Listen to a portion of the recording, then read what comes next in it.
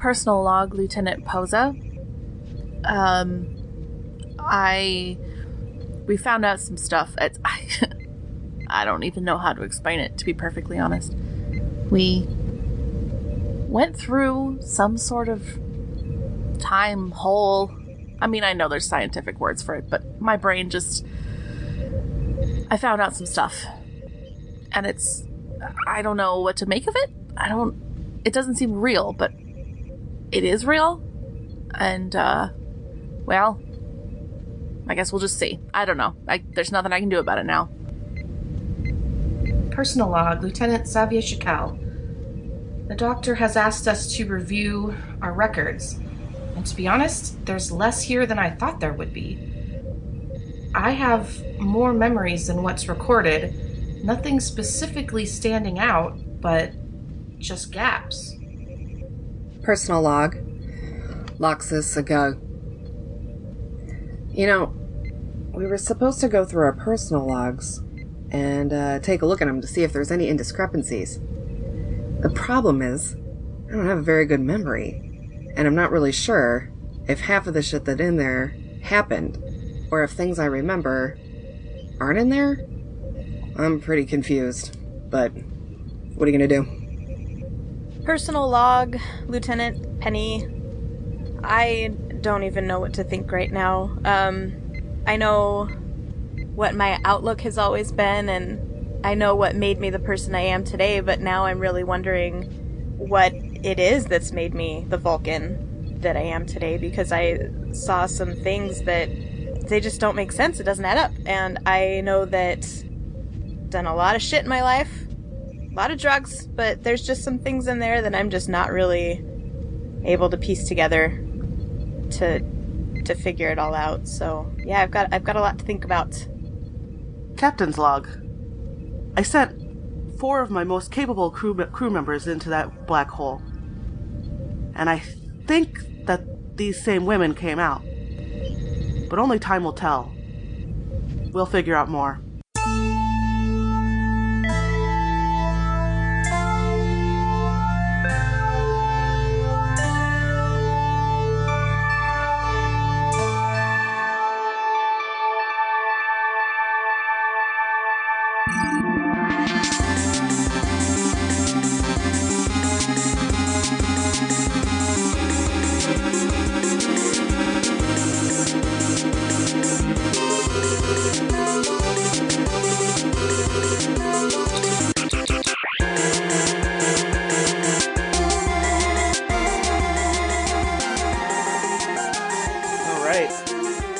The shit just got real. Heavy episode for us already. So the captains call it, we say that as we laugh. This episode's so heavy. That's what you do. Laugh right through it. That's right. Oh. That's how you cope. So I need to know, what color of dice is everyone using today? I'm gonna use blue. Me too. The bluesies. Always spunk. 2 black and 2 blue. Ooh. No, I like that. Maybe I'm going to do 2 blue, 2 spunk. Same. Ooh. Blue spunk. I want to be the same as Susie. Ashley better use a green. I am using all 4 green because I am the only motherfucker who has these things, so I'm going to use the green ones today. What the hell? Yeah. Perfect. Yeah. They match I'm my so eyes. mad about that. I know. I just am rubbing it in, really is what it is. Rude. I just want you all to know that I'm using my green dice, so. Okay. Yeah. Special. So you guys, have gone through your records a little bit, and I'll let you talk about that here in a second. But Dr. Mackenzie cleared you for work, and it's been a day or two, and the captain calls you into the. What is that? It's not the ready room. What's the boardroom that Captain Picard? Conference? Yeah, like is it just a boring conference room, or is it something else? I think they just call it conference room. It doesn't have an exciting space name. No, I don't think so. Okay, well, she calls you to a conference room, and she's just sitting there waiting for you guys. So, I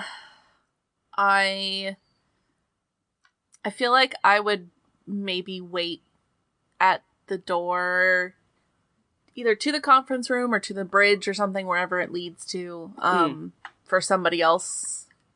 Right, you don't want to go alone. Yeah. Well, I would be there, like, on time, a little bit early. Command. All right. Yep. Same. Cool. I'm in there and I'm just like wringing my hands.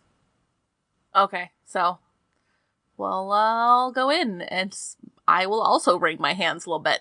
Yeah. Slow poke. I thought we were meeting outside. We did, but she's, Penny says she's already in the room. Do we say anything to each other? Susie, I just looked it up. It's called the Observation Lounge. Really?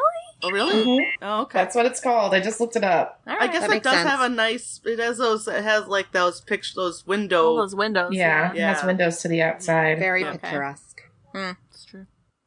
So you know, some of you meet, and then you kind of wander inside, and the captain's sitting there, and she motions for each of you to take a seat at the table. She says, "Yes, please sit."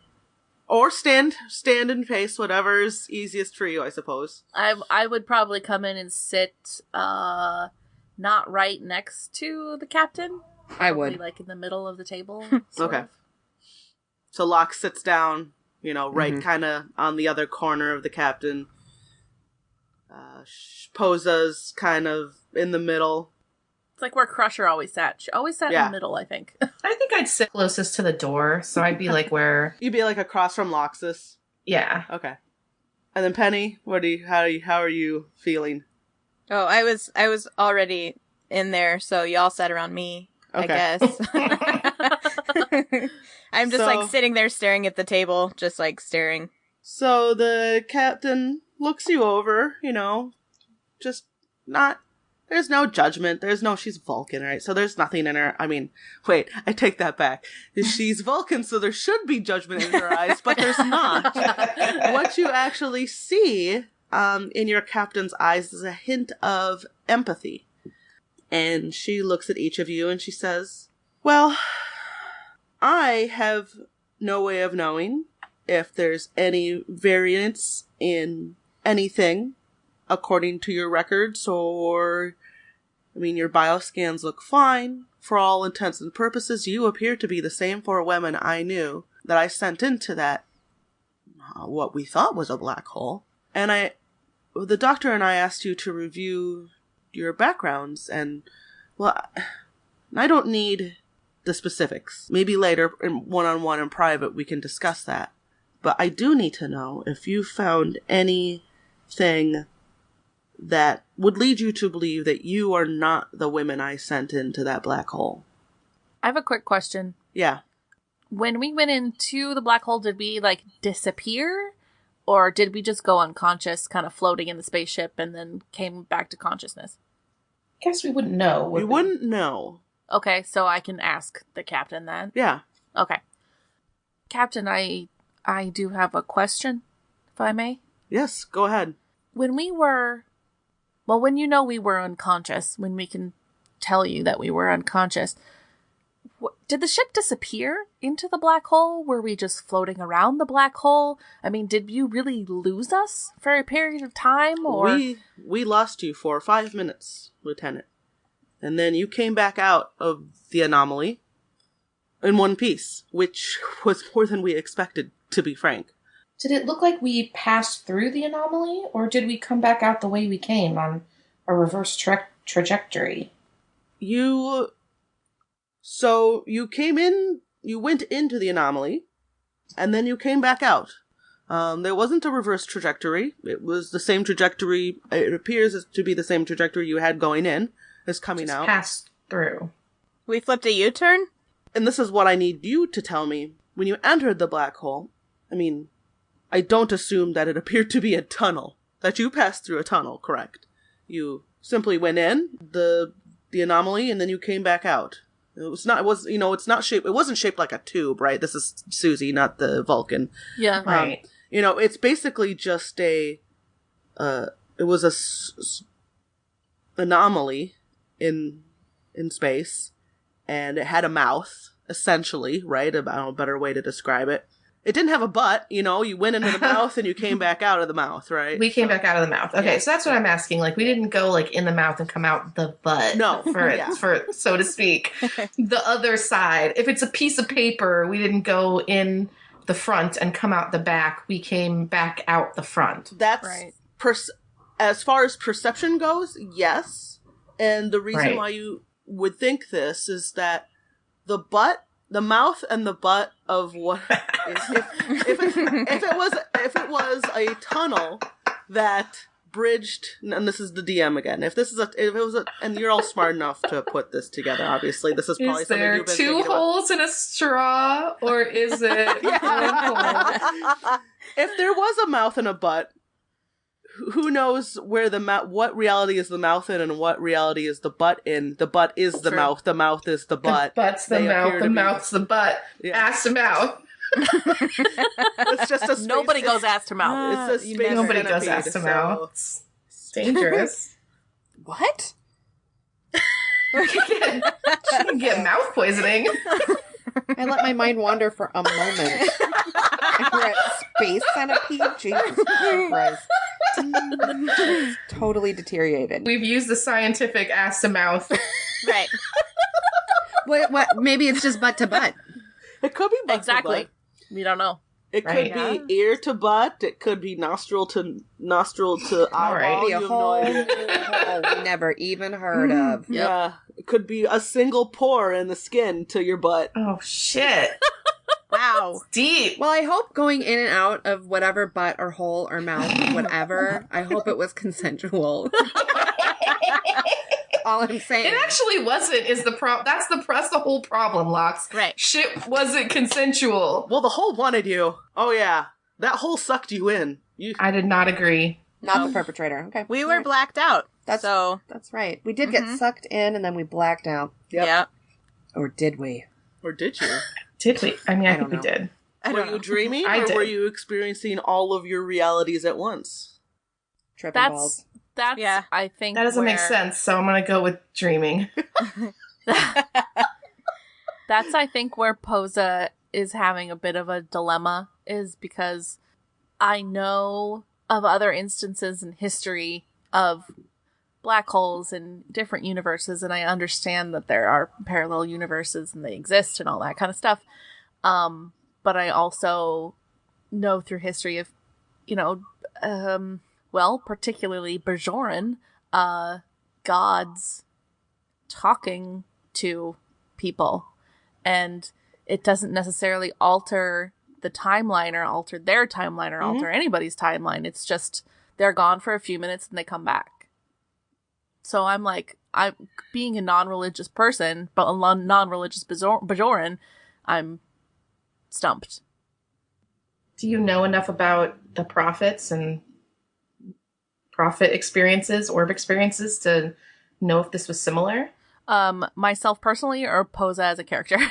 Boza as a character. Yes, yeah. No, I learned all of the shit I didn't want to, but I was Bajoran and my mom made me, and my dad of course went too, but I learned all of the stuff that your everyday average Bajoran would learn. And was this similar? It's very similar. It's extremely similar, actually. It's like that's part of why I'm just like Crisis of faith similar? a little bit. Yeah. So have we said anything to the captain? No, in you real have life? not yet said anything to the captain. You did ask. No, you did ask. How did it appear to you when we went in and we came back out? And then she said, she said that they were surprised that you came back out at all and in one piece. But she did ask if there was anything, if upon review over the last 2 days, and that you didn't need to fess up the details exactly, but if there was anything that you realized was not, that would lead you to believe that you weren't the women she sent into the black hole, or the space anomaly. Okay, I guess I'll speak up on behalf of Lieutenant Shakal. Captain Takov, I've reviewed my logs thoroughly, and while I can't find anything that is out of place, that doesn't match, I can't find everything. So there's a lot of things that I remember and that I feel like I knew or could do telepathically, senses that I don't feel as in touch with any longer. I don't think I'm in the same place that I was born. She nods. She nods kindly, and she looks to the rest of you. And she says, to be clear, nothing you say here is going to change my mind about the women who I want to believe who you are. I don't think that you've gone through this anomaly and have come back secret Romulan agents or something like that. I'm not going to throw you in the brig. The last 2 days you have continued to act as the women I knew on my ship. And until you betray my trust or anyone else on this ship's trust, I'm going to continue treating you the same as I did before. So unless you tell me something completely shocking, then my mind has not yet been changed, is unlikely to change. I don't feel I'm significantly different than the woman you probably knew, but I just don't think I am fundamentally her. Does everyone concur? Have you all found similar things in your records that would lead you to believe or feel the same way? Penny speaks up at this point and says, I know you don't know me from my record at this point yet, but there's some things that are very confusing to me, and an emotion that I have a hard time embracing is fear, and that's kind of what I feel right now. It's totally understandable. Very few people go into supposed black holes and come back out. I'd say the only other person who did was Vulcan, so... You do have that going for you. Yeah. Yes, that's true. Right. But it's still Always scary. Look at the bright side, Penny. I know, yeah. I remember that about you. Exactly. I'm thinking maybe Posa sits down next to Penny, not particularly out of like, oh, that's somebody I want to sit next to, but there was a place I wanted to sit and she was nearby. So I feel like Posa would, I know, I feel like Posa would, when she says, I don't subscribe to fear, but that's what I feel right now. I might sort of, not necessarily subconsciously, but there's a word for it. But I would reach out and maybe like touch her arm or her hand or something that I could touch, because I'm sort of in the same boat. She looks at Loxus. What about you? Well, to be perfectly honest, I'm not entirely sure. Fair enough. Well, I want you to continue monitoring, both your thoughts, any discrepancies you realize in your record. I suppose standard Starfleet protocol would be as soon as you realize that there's a discrepancy that you make note of it, make official record of it, and report it to me as soon as possible. Let's leave the official record out for now. If there's something that comes up and you realize it's a major issue, come speak to me. It can be off the record until we decide we need to put it on the record. I haven't told Starfleet anything about this yet.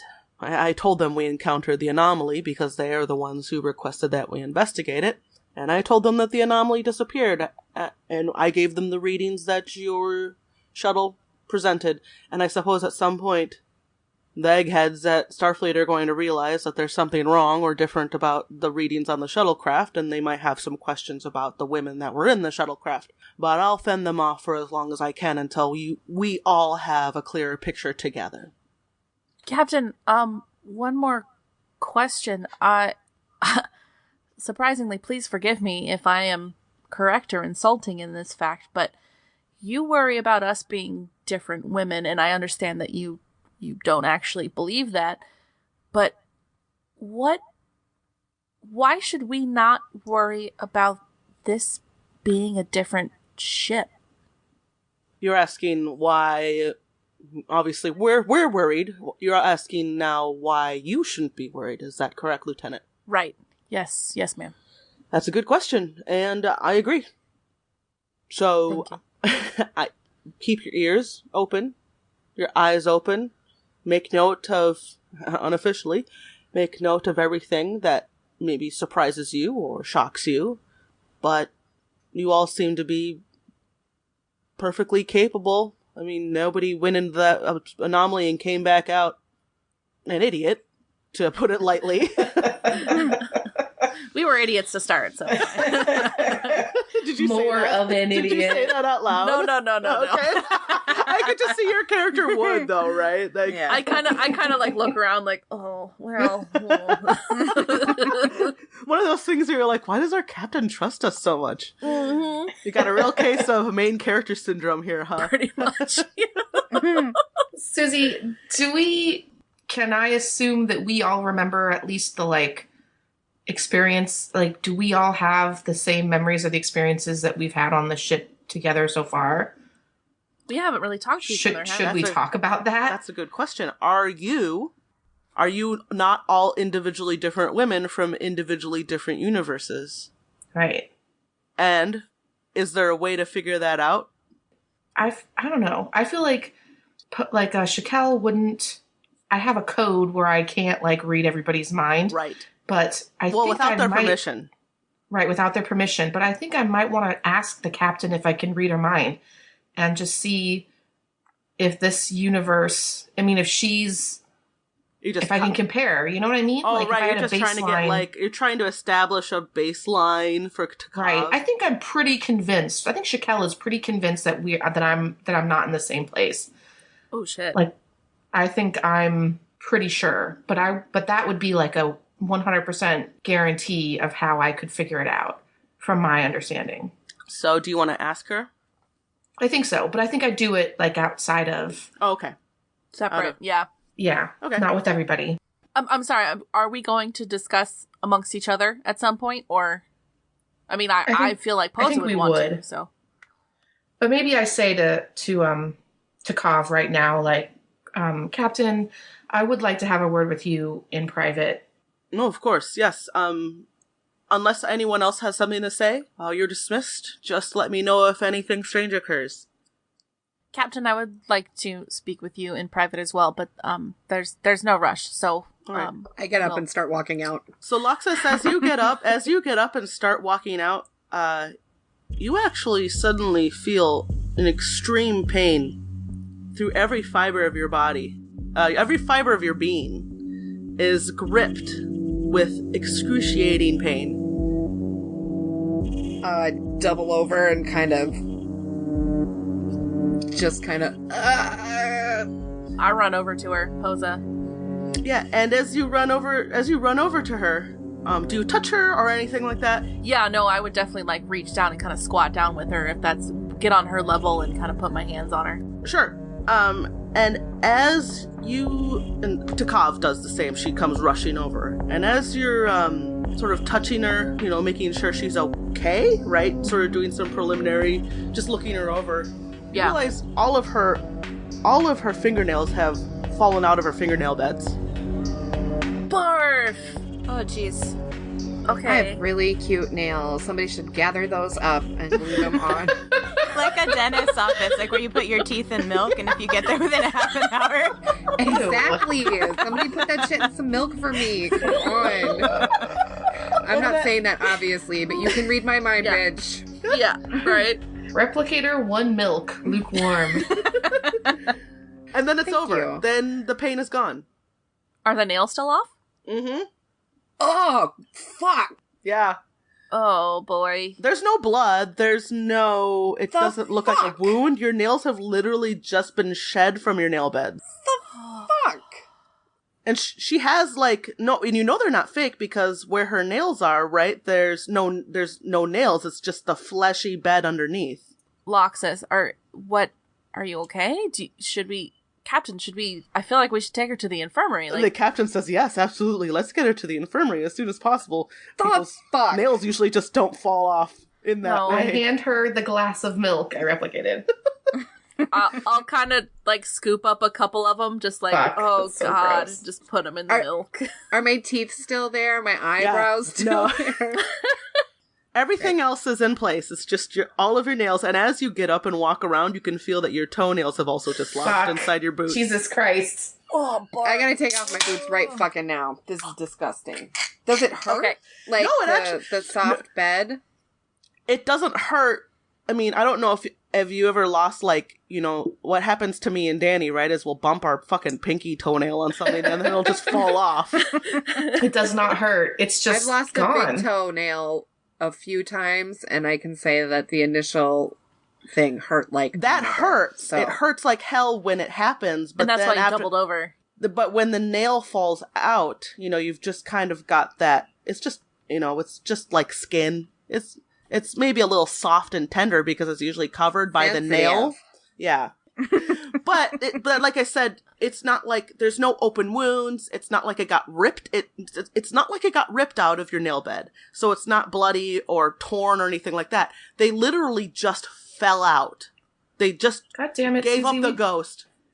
We better not be evolving into lizards. Oh, God. We didn't break the warp barrier, for Christ's sake. You're all gonna make babies with Captain Tikov. And we'll just leave him on a planet. Who cares? Then it'll only be kind of awkward for like an hour afterwards, and then we'll just forget about it. And then the next episode. No problemo. I am taking off my boots and, you know, emptying out my conference room. disgusting nails. We don't have to keep those.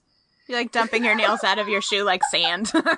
Yeah. Yeah, exactly. I would like to sort of boodaloop and ask, Transporter Chief McKinley Yes. to transport us to Site to site. med bay. Oh, sure. Yeah, you're just gonna do it straight point to Yeah. point. The McKinley is French, right? Yes. Oui, Oui, oui. oui. Oui, oui. Oui, oui. And she transports you all, including the captain. The captain says, you know, signs off on it. The captain says, actually, yes, 5, right? Is that how many? 5 to sick bay. And you were all transported. So you're in sick bay. So did we get some scans or Oh, yeah. Scan it up. scan us up fucking good? The captain tells you all to get on, what are the beds called? They're the space name? Med bay. Med beds. Med beds. Med beds. I like that. She says, get on the med beds. She doesn't say it like that. That's the sake talking. There's beds in the med bay. Christ. Yeah. No, don't they have a special name, though? I thought they I don't did. think so. Well, I'll Google it. It's the observation lounge all over again. I know, but I don't want anyone to add us because we can't remember the specific name. for that Please, nobody is goddamn gonna add us. At Memory Alpha if you want to, though. Yeah. I mean, honestly, if there's people out there who are listening who want to add us, just go ahead. Yeah, add us. I don't mind. Please, actually, can you add us because our memories are terrible. We fucking love Star Trek. True. Heather wasn't able to join us because she's an adult with adult responsibilities, but many of us have been on multiple Star Trek cruises, so Yeah. we know our shit. We just can't remember We it do. half the time. That's the problem. Okay, Susie. Biobed. Thank you. Biobed. I knew it had a I name. like med bed better. It sounds Can we call catchier, med right? beds? Cecilia Mackenzie calls them med beds. Okay. Okay. Their Scottish ass She accent. would. Yeah. Get those girls on the med beds. Because everyone who's Scottish starts their sentences with right? So Yeah. Yeah. Yes, doctor. It's the only way to get in character. Yeah, I'll run over to a bed and like take my boots off and just be like staring at my nails and my toes and just be like, oh fuck. everyone else is fine. I mean, you've all got your fingernails. It's just Loxus, you know, you got your Right. boots off, you got your nails in a glass of milk. You're sitting on the bio bed and the doctor comes over and looks at you and she takes the glass of milk. And she looks at it. She's like, I see we've got some 21st century medicine at work here. And Penny raises her hand and says that would be me. Yeah. Yes. Our 20th century expert. I like to think she's got like a strainer that she can just pour that out into. She just like dig around in the milk for the nails. So what Mackenzie actually does is she runs some scans on Loxus real quick, and then she just gets one of her instruments out and she points it on Loxus's fingernails and just like pushes the button and Loxus's fingernails just regrow. Nice. You're gonna have to repaint them, but I think it's gonna be okay. Oh That's shit, what you takes guys. the longest. In Star Trek, in Star Trek, do you think they have that Fifth Element tech where you Fuck, just can yeah, they touch do. the pen to your nails and it like 100%. changes colors? Absolutely. Mr. Zorg's office. Good. Didn't TNG had Mott that barber or whatever? They had a fucking Right. hair Yeah. salon. Yeah. But Yeah, I guess there's no Flobies, but there are. so Excelsior model ships, don't have the room for a full salon, but what you have is like a kiosk with you have like a space Flobie and like a little kiosk that you can put your nails into. So we're basically Yes. at the mall with all Yeah. like they're trying Yeah. to put lotion on us. Yeah, and it's stuff. like a Jumja stick stand, but instead. Yes. Yep. Fucking jumpers. You don't get the personal touch of a personal barber or nail technician, But you can go ahead and use the Flobie. yeah, and the nail machine. Yeah. Exactly. I'll be all right. Anyway. Hey, we Pretty gotta big tangent. we gotta explore canon when we can, you guys. It's true. So does the doctor look at the rest of us? No, she definitely does. Okay. And she runs some more scans on you. She says, "Well, you look just the same as you did when you were here in 2 days ago. But, I really wish I could have scanned Loxus when she was gripped with her pain. I could have gotten some different readings. Would it be okay to keep one of you overnight? Or all of you? I would stay. Pozo would be like, yep. Mm-hmm. Yeah, sure. Just in case it happens again, I'd like to scan you when it happens." Yeah, it sucks, so shoot. So, sounds like we have 2 volunteers to stay in Medbay? Yeah, I mean, I'll stay, but I do want to still talk to the captain. So, I mean, Sure, no, Right. as long as you stay near Medbay, or you could go even into the doctor's office and talk. yeah, I'll go into that extra doctor's office where Bev declares everybody dead. Okay, so in the doc's office, is Takov with me? Yes, she's joined you Okay. in the doctor's office. Mm-hmm. So I'd say I'd probably ask her, like, I know this is a little out of the ordinary, but I'd like the opportunity to read you telepathically and vice versa even, so that we can confirm what I strongly suspect is true, that I'm not the Shakel that you've always known. She narrows her eyes and thinks for a moment, and she looks at you. She purses her lips. She says, "I normally don't like people meddling in my memories, Lieutenant. But if I understand. have your guarantee that you will only do a baseline delve and nothing deeper, and I will promise to do the same to you." And she says that knowing she's not anywhere near as psychic as you are. She's just Vulcan, right? Tuvok was so loose and free with those mind melds until the point where he was barely himself anymore. He would mind meld literally anybody. God. He mind melded a Borg fucking collective. Like, dude's out of control. He's my man. But regular Vulcans aren't going to do that No. shit. So I'd say we wouldn't mind meld in this situation. No. It's not life or death. But if I'm reading her and telepathically, I feel like she could read me in a sense as well without it going too far. She'll reach out and touch you, sort of on the shoulder, and she says, "Nothing more." And I nod. And then, Do you want me to roll for it, or?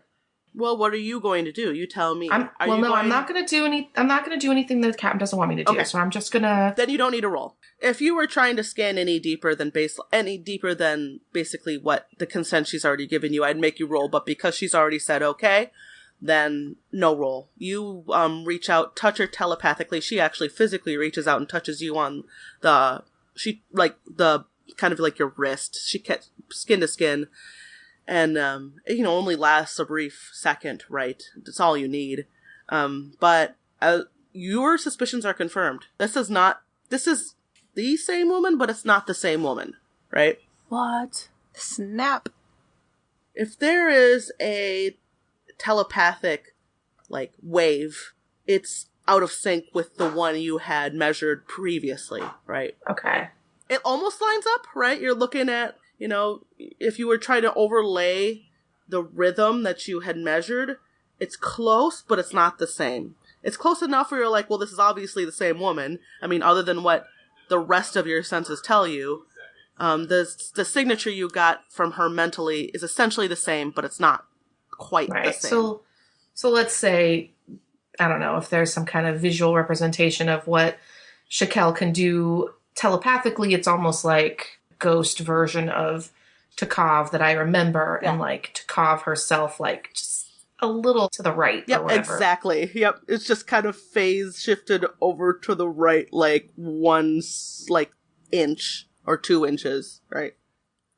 And then so I think I would share with her that, yeah, that confirms for me everything that I suspected already, that that we're not exactly the same people. This isn't the exact same universe, but it's near. And then is Takov able to sense a similar?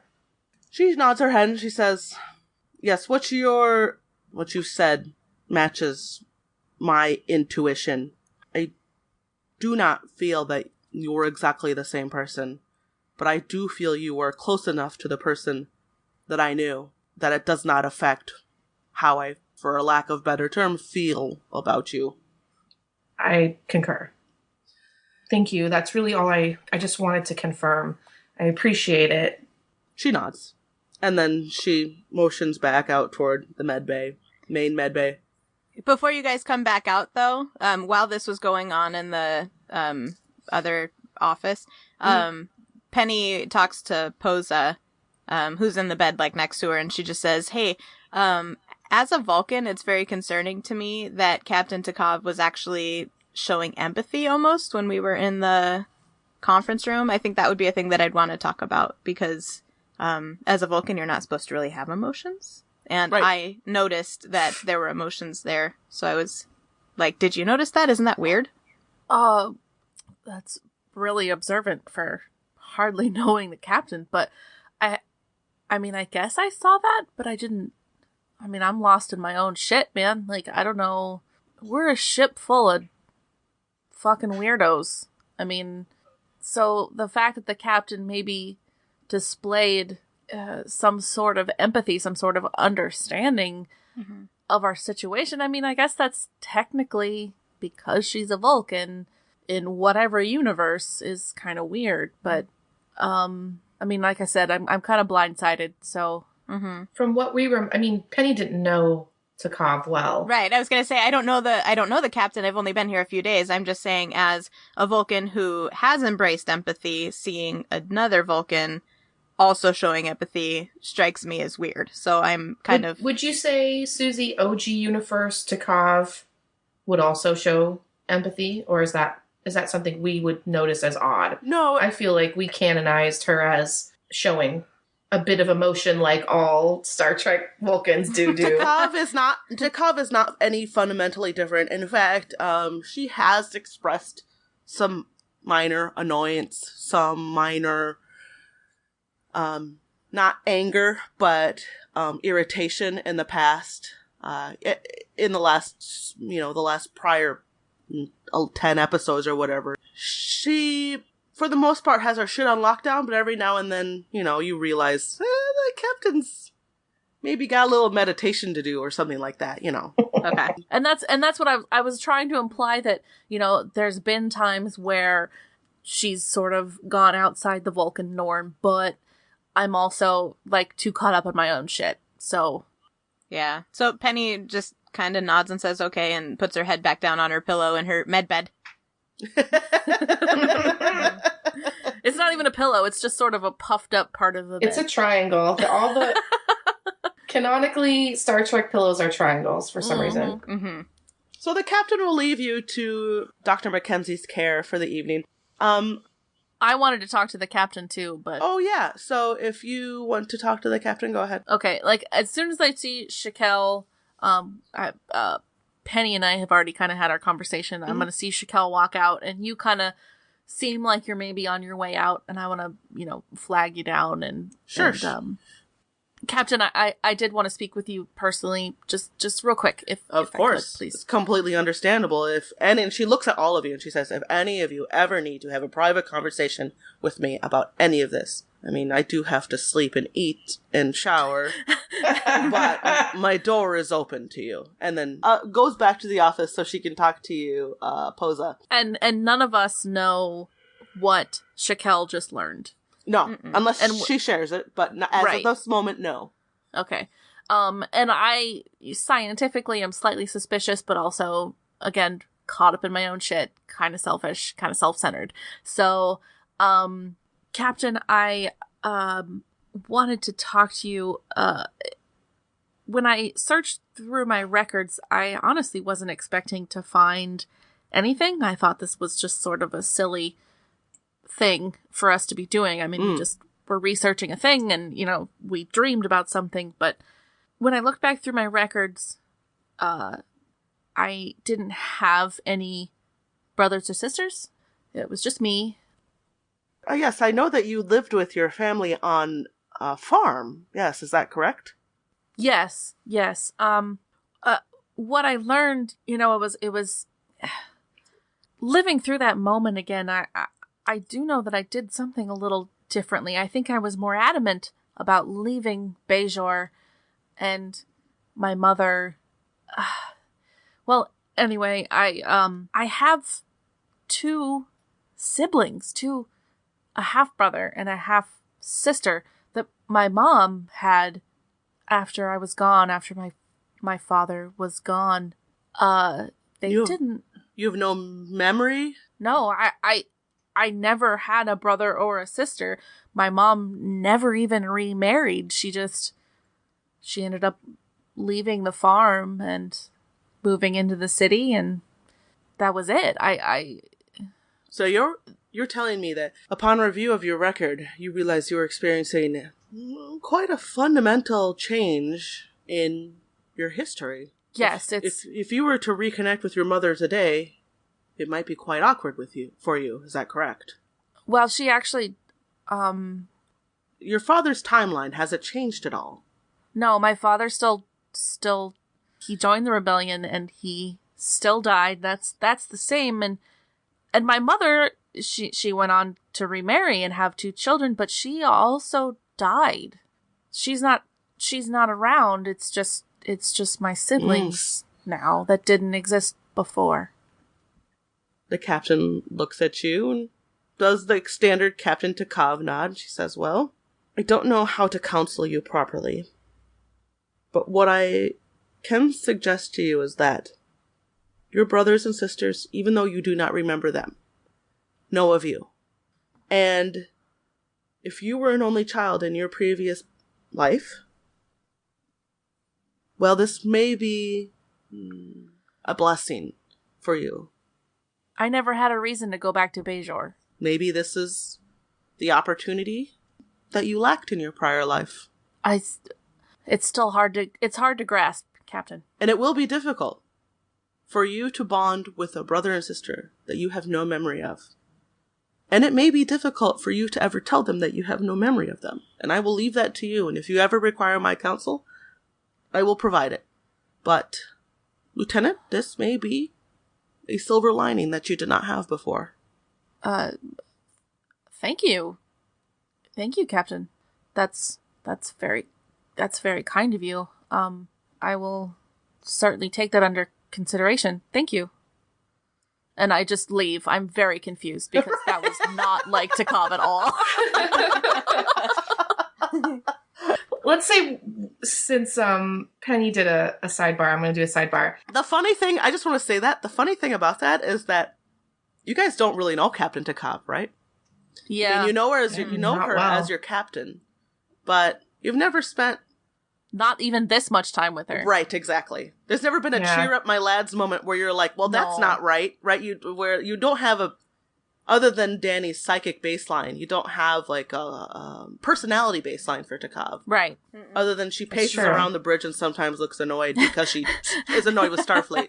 Yeah. Does it seem like she cares about us more in this timeline than she might have in the previous timeline? Yes, but that may be a byproduct of the situation. True, right. True. It's hard to sell. As Posa, I'm like, well, this has never happened before, but also the rest of this shit has never happened before. Yeah. None of this ain't ever happened before. Okay, so I think when Savia left the doctor's office, Savia sits down next to Loxus, and we have a chat while the whole Posa Takov thing is going on. I sit down, I go in and I cross-legged on my bio bed, sit next to Loxus, and I'm just like, Hey, girl. hey, girl. I think I would ask Loxus, because I do know that it's different. I want to just confirm if me and Loxus have the same relationships, memories as we ever did. So I think we didn't know each other well at the academy, and so our main relationship has happened since we've been on the Komodo. Right. So I'd probably ask her about the laser tag thing. Like, did the laser tag thing happen? That's where we all got really close. Yeah, I remember that. Okay, good. And then I think I'd tell her, like, Lox, when I went in with the captain, we communed telepathically, if you want to call it that. And I can say without a shadow of a doubt that this isn't the same timeline as it was. You know, I didn't really think it was. But, like I said, I got a shady memory. I'm fucking glad as shit that we all still have the shared experience of the laser tag, but that wasn't here. Like, I don't know, can we check the fucking holodeck logs and see? Yep. Mm-hmm. And maybe I, like, quick lean over to the panel next to whatever biobed I'm cross-legged sitting on and just, like, boop, boop, boop, boop, boop, and see, like, no, that laser tag simulation that we created that day doesn't exist in this world. It does, actually. There is a clear transfer of Ensign... Oh, Lord, what's his name? Kipper. Ensign Kipper. Ensign Kipper transfers his holodeck credited time to Loxus Agug. And that you... For a handsy. Well, that's not on record, but... I say that, though, as I'm reading, for a handsy. Yes, and that it does show that Lieutenant Shakel programmed a unique... Well, she accessed a program that already existed and that modified it. But, I mean, without being in the holodeck, you can't see if it was exactly the same. Yeah. But I can tell, like, on that date... Yeah. We all had a date in the holodeck, and we fucking did up some shit that I coded. Yep. Well, it can't be that different if we did that, right, Lox? Well, I mean, I hope not, but isn't it like any little thing can change anything? Like the butterfly effect? Butterfly flaps its wings in Central Park, et cetera, et cetera, et cetera. Yep. I just flick a booger one way and not the other. Well, I'm glad you're still the same. Exactly. Well, sometimes, you just get the little one on your, the tip of your nose. You gotta flick it off, then it just can't get off your finger. Yep. Gets stuck kind of on the edge of your fingernail. And you're like, oh, damn it. So annoying. Brand new fingernails that you just grew. I just grew. The one major thing I noticed is that in my record, it looks like I just got treated for space herpes. But I didn't have space herpes, and I don't have it now. Talk about weird. You did get treated for it. So you wouldn't have it now. And Penny perks up and goes, I'm sorry, what? No, not this me. Not me. Mm. The me that was on this ship. Right. And that's the other thing. Yeah, there was a set of you that aren't on this ship. There's not like 8 of you, right? It's just the 4 of you. Yeah, I definitely can't wrap my head around that right now. The four of you that were previously on this ship, where did they end up? Where are they? What are they doing? Yeah, I mean, I think that'd be my immediate next thought. Like, we're not them, so where are they? Yeah.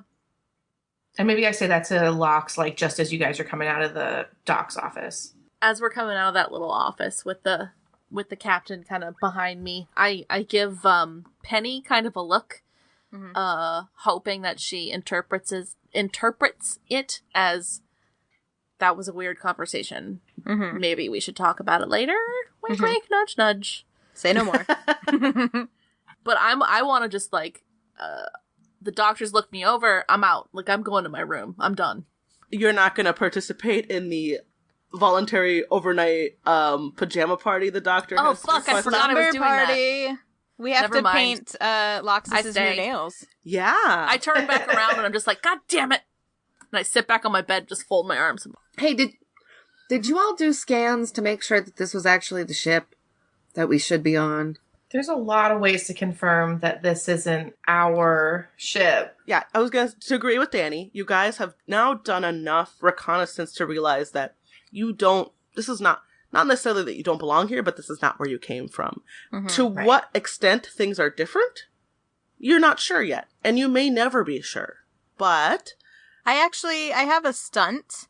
I don't remember what it's called, but it's because I'm in tune with my universal surroundings at all times. I get plus. Hippie. Yep. I get +2 when I carefully create an advantage. Oh, sure. By meditating to discover something about my surroundings. So I would like to. I'm laying in bed after talking to Posa about the captain, and everyone's talking to the captain, and I'm not. I think I should be meditating at this time to try. Sure. Yeah. Awesome. So I get to roll my dice, my green dice. Shut up. Oh, hell yeah. Okay, I got 2 pluses, and then my careful was 0, so that's just the 2, but then I get a +2, so I got a 4. Okay, so what kind of information are you trying to discover? I'm trying to discover, approximately what the fuck is going on, because everything is so different, and I'm confused. And, to be fair, I guess Penny doesn't really know a whole lot about the Komodo because she's never... Right. She hasn't been on it for You're very long. new to the ship. I am. Real quick, Susie, before you tell her what she learns or doesn't learn, I definitely told everybody as soon as Posa came out that what I learned when I was talking to Takao. Good old loose lip Shaquille came out and just fucking blabbed. Lips. It's fucking, you guys are my girls. Yeah, we're all kind of on the same page now. Yeah, we are. Like, Absolutely. I don't think we belong You here. lay back on the bed. And you do your meditation, and you just sort of try to get in touch with, with your Vulcan senses, the universe as a whole, and how it's affecting your immediate surroundings. And it sucks, to put it in non-scientific terms. You feel it's like a cacophony of disorder and discomfort. You feel out of place and out of time. And everything about what your meditation is telling you is that you're not where you're supposed to be. Okay. Physically and mentally. Because I was going to say, can I figure out for the other people? Because what I'm guessing is going on is that the 4 of us are from one time and space, whatever. I know this isn't Doctor Who, but whatever. So we're like from the same time. Timey-wimey bullshit. I know. I was just like, all of the different timelines. I was like, you mean like when Clara jumped into the timeline and split into 1,000 different... Yeah, we don't need to hear that shit in our Star Trek podcast, but just know Star Trek is not devoid of that. I want to hear it. I want to hear about it. It's not Dawn Noble. I don't want to hear about it. I love Donna. She's sassy as fuck. She does not love the Doctor, and I love her for that. Yeah. Absolutely. Yes. Donna Noble. Yes. Donna Noble. Donna Noble. Anyway. So welcome to our Donna Noble fan cast. Amen. Catherine motherfucking Tate. So I'm wondering if I can tell anything about the other people's surroundings, whether it's chaos for them as well. Like, they're also in the... You're trying to get like a psychic vibe. You're trying to read their auras around them. Well, hippie. Yeah. Hippie. Yes. Hippos. You're trying to read the... Jesus Christ. So if you reach out with your senses to the people around you, we'll use Mackenzie as a baseline, and we'll use colors, right? She's green. She's blue even, right? Like, everything's fine. She's kosher. She's great. And then you reach out to Loxus, and suddenly it's bright red. Okay. And Posa, bright red. Shaquille, you're bright red. And Penny, yourself, bright red. Right? Okay. Like, you don't psychically, with your hippie bullshit, mind reading, psychic aura reading, your crystals don't line up. No amount of laying on a crystal bed is ever going to fix this. Chakras are all wrong. Yeah. So there you Susie, go. so Susie, I should have talked to you about this before we started recording. But I don't know if we're planning on resolving this situation. But now that you said that we're like bright red and it's like we're definitely not supposed to be here, it kind of sounds to me that you are.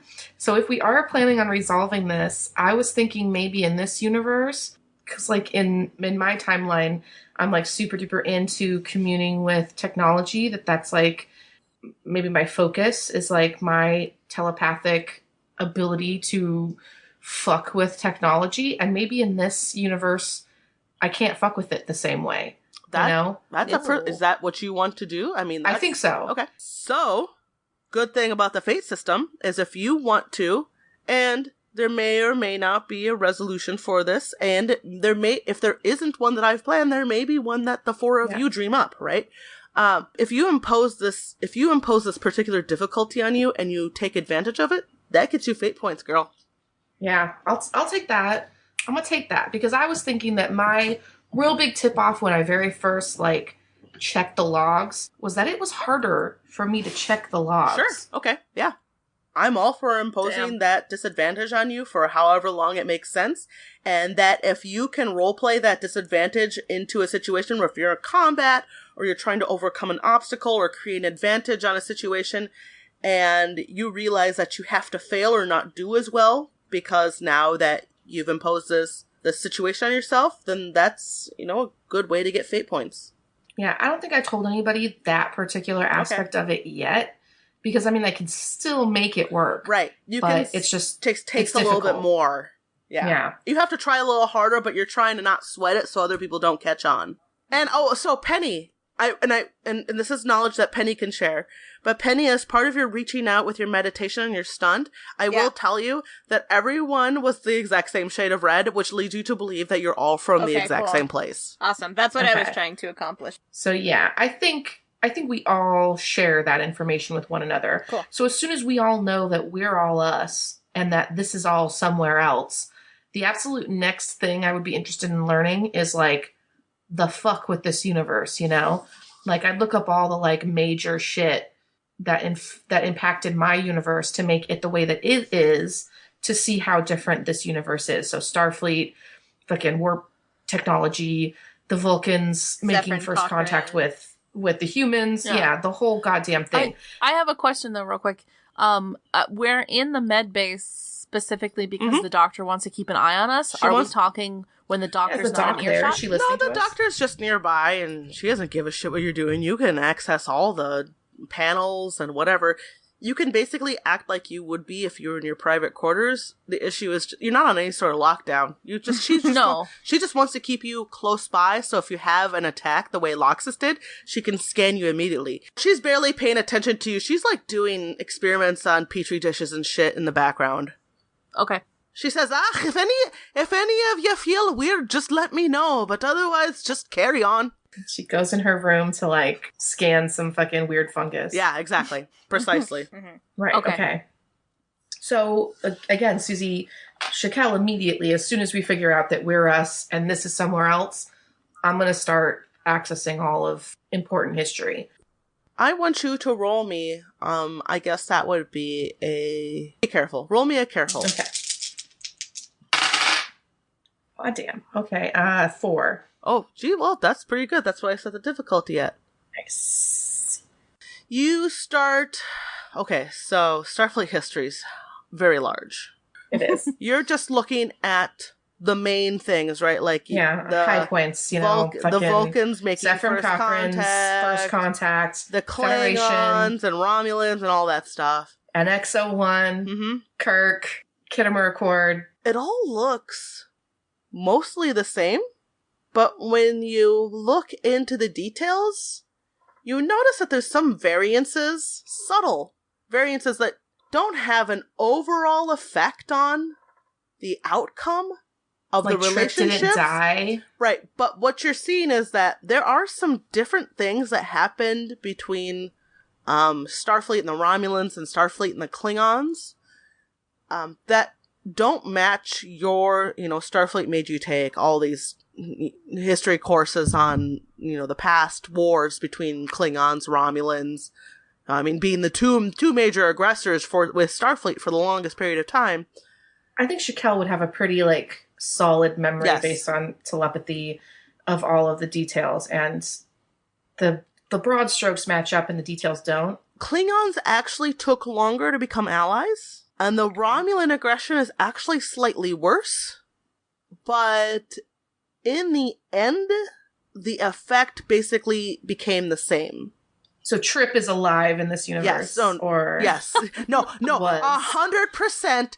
Died of old age like everybody else. Connor Trip is alive, did not die. Connor Tripp survived. Trip Tucker the third, God. alive. Because that fucking episode is bullshit and is not canon in my eyes.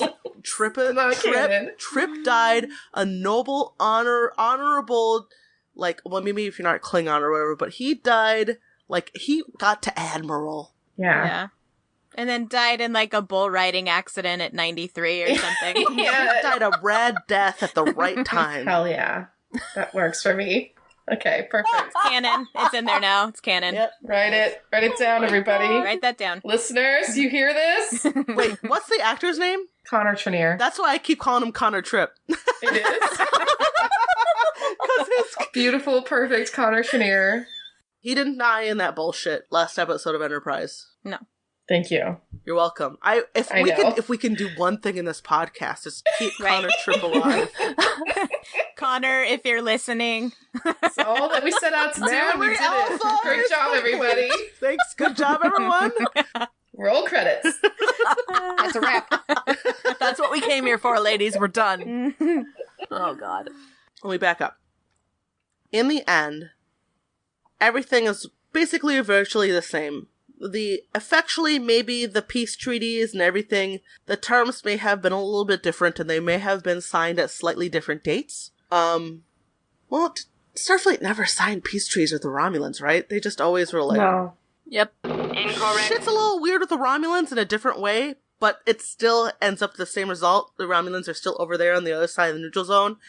I'm just chilling. Klingons kind of came into Starfleet in a slightly different way. I think they're a little bit more standoffish than in the canon universe, right? It took a little bit more to come together with them. And, right, the Klingons, even in Deep Space Nine, right, there was still a huge issue. They're not they're not a part of the United Federation of Planets. They're just not at war with them. They're just allies. Yes, yeah. exactly. Posa would look into, if we're going to particular points in history, I would look at Bajor and, occupation and how we dealt with it after that. So that looks mostly the same. Mm-hmm. The Cardassians take over, Bajor set up the provisional fucking bullshit government. Maybe Kai Wynn just died. Oh my god. She never existed. Can we literally write Kai Wynn out of this universe? You know what? We're doing a lot of good here. Let's say Vedic Wynn, just fucking died. Yeah. Before she became Kai. Keiko gets to fucking keep her school open. Yes, bitch. Danny and I had a huge fight. We had a fight. And it wasn't, it was just It was the reverse. I was like, maybe Kai Wynn's not wrong. I mean, I do think she's wrong, but... I mean, I feel and it was such an high level bullshit argument where we both, I think, felt the same thing in the end, but Danny was so much more forgiving than I was, and Keiko could have yeah, no. Keiko could have just said and the Bajorans believe this. Don't make a fucking shit out of it. Yeah. Just teach what the Bajorans also believe during wormhole talks. So in this universe, damn. Keiko never had to close her school down because Kai Wynn, nobody respected Kai Wynn. She never took control of the government. Sexy dude never dies, right? Oh, Vedic Brile. Yeah. So does Vedic Brile become Kai? Yes, Vedic Brile is Kai in our universe. It's a good universe. And he still is. I want to go home.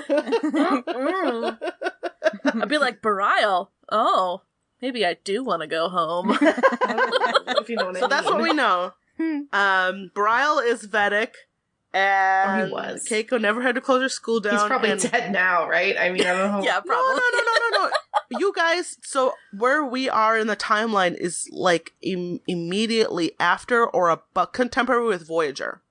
Okay. That's another thing that we can check, like, as far as, are we on the right ship, blah, blah, blah. Like, where, when are we?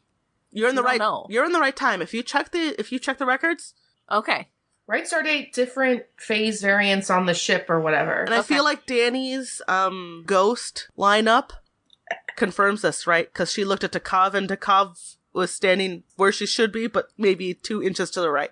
Right? Okay. Like, time is correct. Just somehow a different universe. Yes. And it's not too the how, significant, why, the differences. and where is maybe a little suspect, but the when is 100% on. Heather, what do you wish was better about Star Trek that you wished you could rewrite? Got one. Go for I it. have so many. Kalar is still alive. Oh, fuck yeah, Kalar is definitely alive. Alexander still has a She mom. raised Alexander, and he's fucking honorable as fuck, and it's great. Can Riker always have a beard? Always have Yes, a beard. Like, 100%. there's no baby face Riker. It's way harder to tell Thomas Riker and Riker apart because of the beard situation, but yes. I was going to say he was born with a beard. Yeah, right. He was born with the gift of beard. A Perfect. light, fluffy baby This beard. is the best. Dr. Crusher left and never came back. Oh my god, no. Pulaski forever. No bullshit against... So we've been mentioning Bev a lot, so I don't know if that's gonna work. Gates McFadden, I love Gates McFadden. She's I do great. too. But she got written so terribly. I know. But Pulaski, oh my god, could we Pulaski was written so much better. she's a delight. They literally never now acknowledged Pulaski later after she was gone. They never fucking said a word one about her after she And she was a TOS got replaced. original. And Yeah. they just treated her like garbage. And she was such a great character. She was such a great character. She came on board, you didn't like her, and by the end of the season, you loved her. Pulaski has an amazing, even though she's not on the Enterprise anymore, she has an amazing career. She's well respected, and people still talk about her. Captain, at least. Oh, Admiral. Please. Admiral Yeah. Pulaski, Yeah. come on Fuck now. yeah. Oh, yeah. One more thing. Geordi never marries goddamn... Thank you, Leia Brahms, because that No. relationship was weird and jacked. Wait, when Nope. did that happen? All good things. Last episode. Oh, shit. I It's haven't gross. seen that episode in And he has, quite like, some time. doesn't he have, like, a slave? Essentially? What? Doesn't Geordi have, like, a fucking servant in all good things and it's, like, really jacked up? Like, No. I think you're thinking of Data. Data has like it's Data. That's who has Okay. it. It's kind of yeah. his wife, though, right? Like, it's not his wife, but it's kind of his wife. Yeah, it's Data. It's not that Geordi didn't marry Leah Brahms, it's that Leah Brahms was smart enough not to fucking marry Geordi. No. She actually never forgave him for the holodeck thing. Yeah, So, because like- it's fucking creepy. She never spoke to him again after that incident in the holodeck. And he married, like, that weird girl that he, like, met on the outpost Yeah. whose dog was a shapeshifter. Oh, yeah. What was her Shit. name? Out of respect to LeVar Burton, let's just say Jordan LaForge learned better. He got better. He got smarter and he got less creepy and he learned how to treat women well. And at a certain point, Jordan LaForge was totally in the right zone, wasn't a creepy stalker, and he got to swing his dick around and get laid a whole bunch before he got married to the most beautiful woman. Can we do LeVar Burton that? Because No, LeVar we're Burton gonna do got LeVar Burton dicked. solid. Absolutely. LeVar Burton deserves that much. He got written shit and he hated it. Yeah. And can we just do Geordi better on behalf of LeVar Burton? Yes. Absolutely. I Just agree. did. Yep. Done. Done. Done. It's canon. Yeah. Thank you. Change Wikipedia's. Change Memory Alpha. Yeah. If anyone wants to start a wiki for Memory Alpha to help us keep our shit straight, please and thank you. Good luck. Otherwise, we'll never know. What I would like to change about canon is Riker never visited that planet of lesbians with inferior broad technology, i.e. the ones without gender, and then try to change yeah. it Oh, so no the person Chennai. had a gender, and then Yep. Yeah. that was like It was the shot that really blew it, right? Yep. It was like the They had a three-pointer that chance. just totally fucking missed. They had such a good chance to, like, fucking deliver it home in the 90s, right? Right. And then they're like... And then it was like, no, but it's the 90s. Mm-hmm. Men and women, that's it. Yeah. She's got to be a girl. Thanks, Riker. Yeah. Thanks for swinging your dick in here. Yeah, good job. Usually I'm all for that, but this time was a little much. He didn't do a great So our job. first officer, Commander Watkins, spelled all bonkers, is a Janai, which is from that episode. So are they still Janai, or is that Riker never went there. okay? So the Janai get So to they remain exist. genderless? Yeah. Yeah. And they aren't, and like, you know, just like things change, right? They're not actually all lesbians with inferior bra technology, but they are in fact genderless. Yes. Yeah. It's like a third gender that's no gender. How about that? Perfect.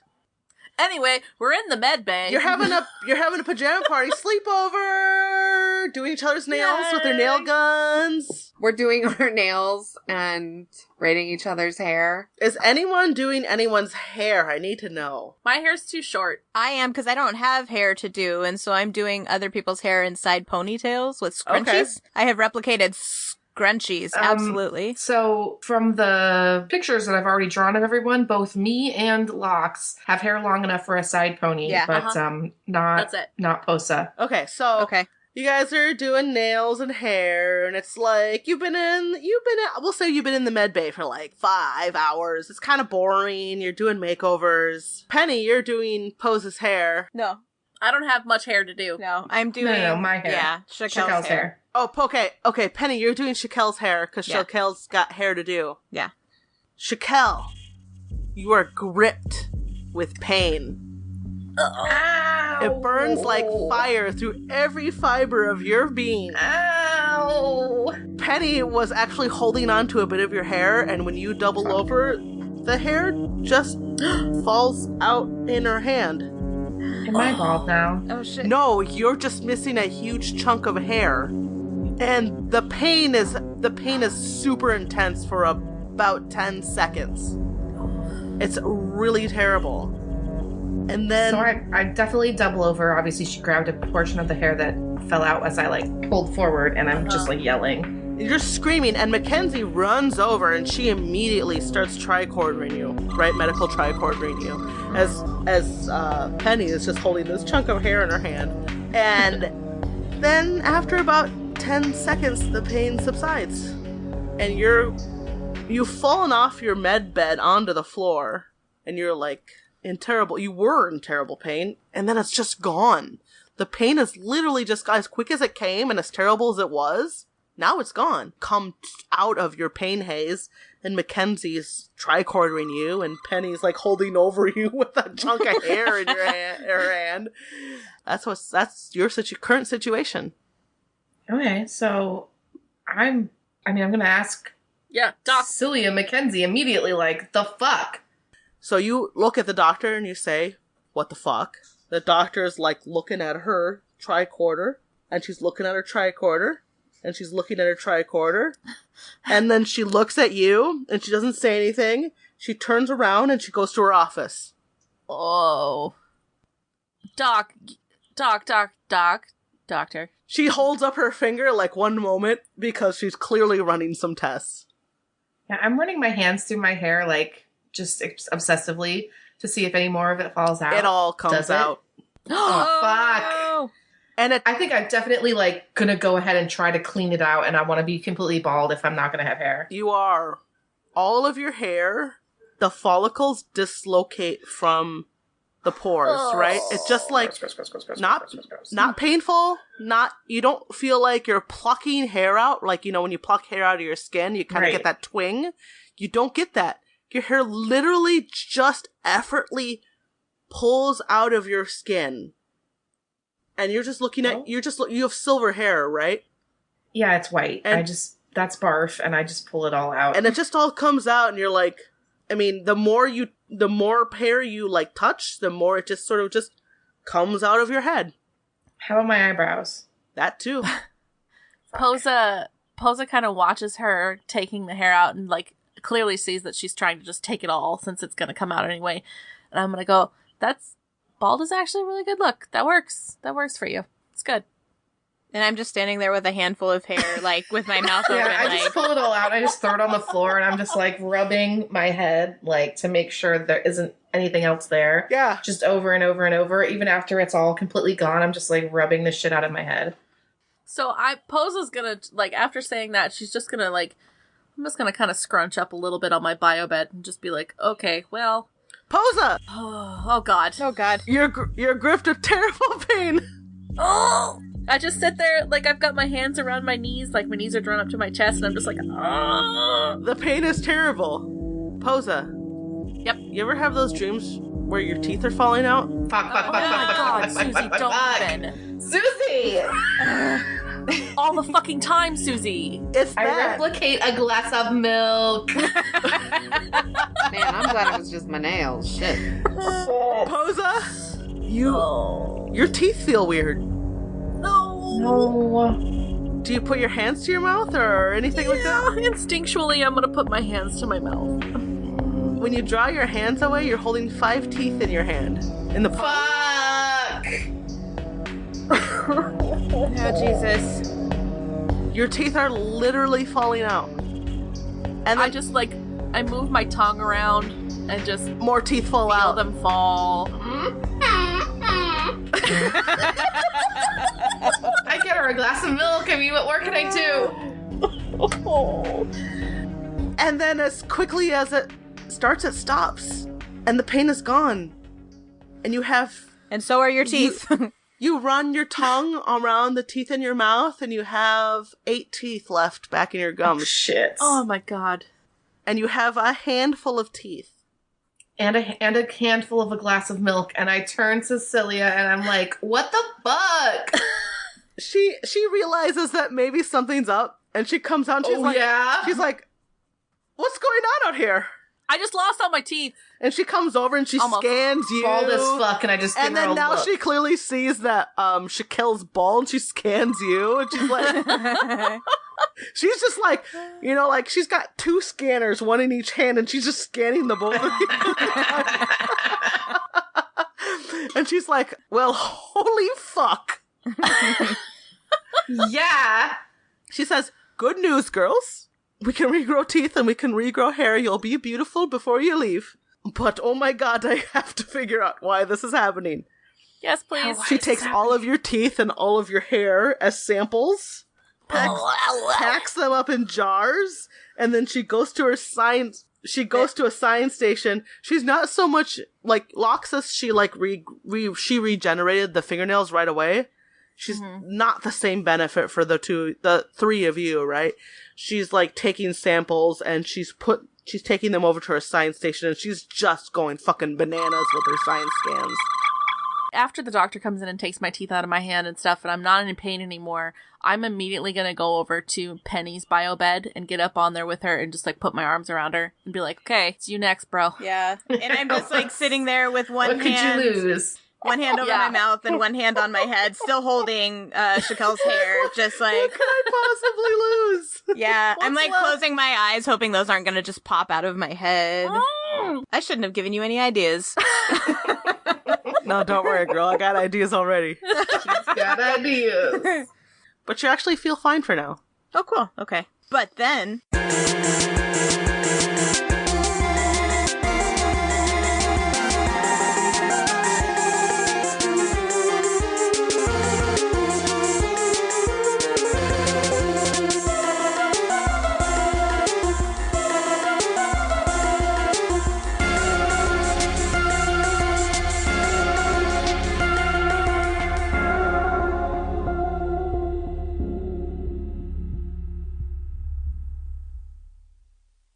Oh no, I don't have any pens. I only have Peeps Oreos. Hey everybody, this is Danny, and you have been listening to Memory Alpha. Your host would like to thank Smelly Tooth for our theme song and Roll Music for various other musics on the podcast. You can find us online at memoryalpha.com or on Facebook, Instagram, and Twitter at Memory Alpha. You can find our other projects and our Patreon at postrepost.com. And if you can't support us on Patreon, you can still financially support us by listening to our episodes with ads. Find that link and the RSS feed details at memoryalpha.com.